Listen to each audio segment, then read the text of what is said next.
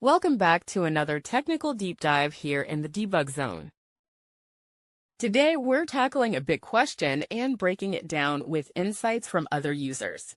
Hopefully, this clears up some misconceptions and helps you get the answer you need.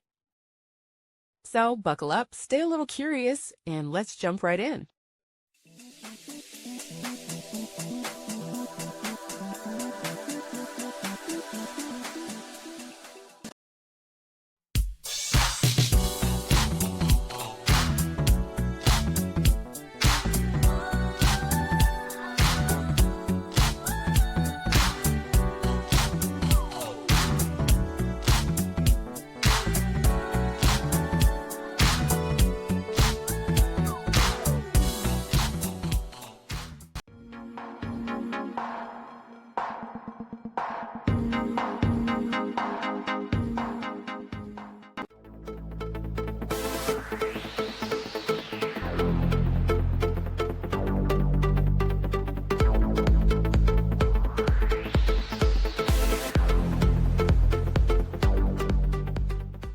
And that's a wrap.